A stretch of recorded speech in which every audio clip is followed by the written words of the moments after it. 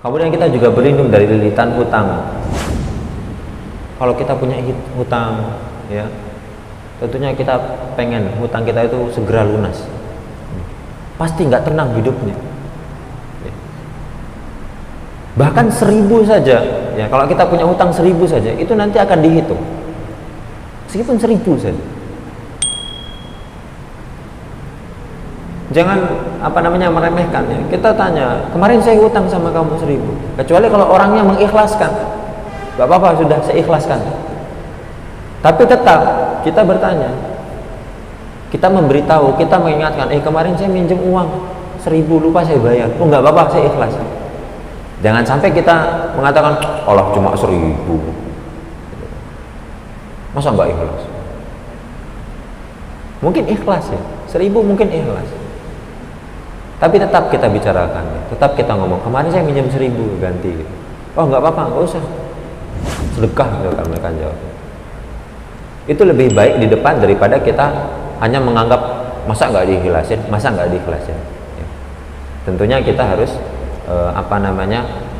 membicarakan itu terang-terangan.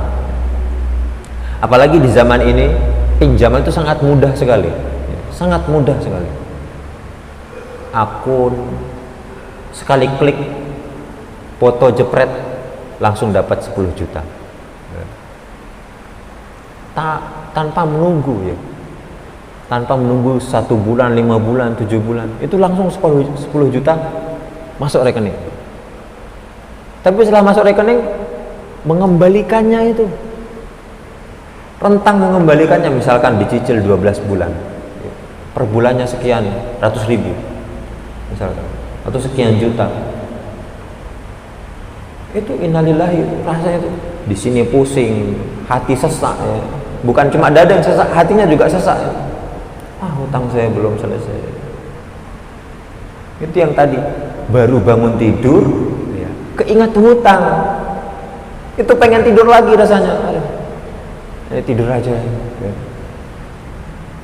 Tapi kalau nggak punya hutang, bangun tidur nggak ada hutang, tapi ngantuk, tidur lagi, juga apa-apa, selama bukan pada subuh, ya. Jadi kita meminta supaya dilindungi dari ini. Kita sudah setia kepada Allah Subhanahu Wa Taala, ya. Di hari Jumat, khotib itu sering mengajak kita berwasiat untuk bertakwa. Ya ayyuhalladzina amanu taqullaha, wahai orang-orang yang beriman, bertakwalah kepada Allah Subhanahu wa taala. Berarti itu kita setia, kita meyakini bahwasanya Allah itu ada, Allah itu memberikan kita nikmat.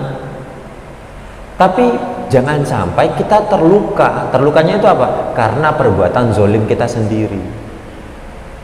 Ya.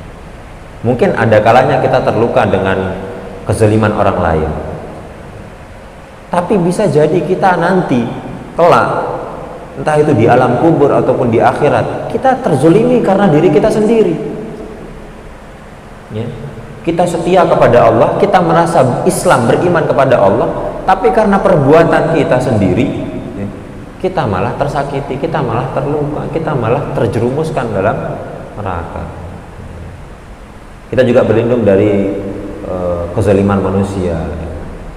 Berutan Surat Ali Imran, Allah Subhanahu wa taala bersabda, "A'udzubillahi minasyaitonirrajim. Wa tilkal ayyamu dawiluha bainan nas wa liya'lamallahu alladhina amanu wa yattakhidha minkum syuhada wallahu la yuhibbuz zalimin."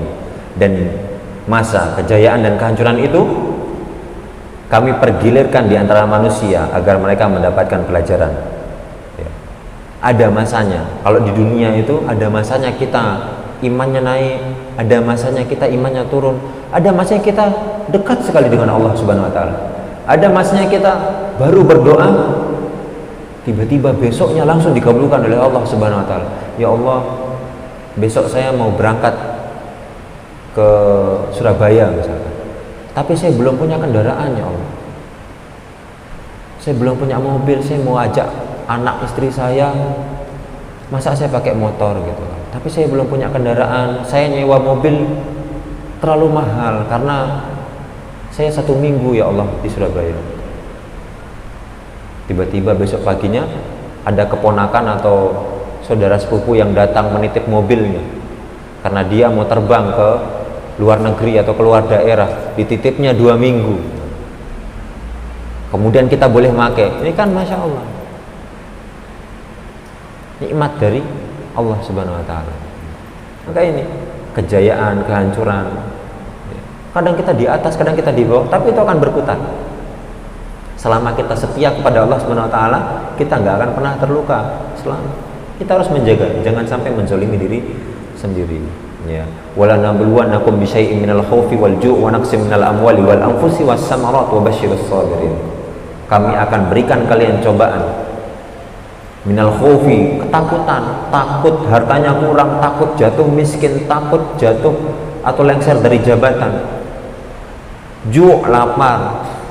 Wa naqsim minat samarat, harta buah-buahan panennya itu berkurang.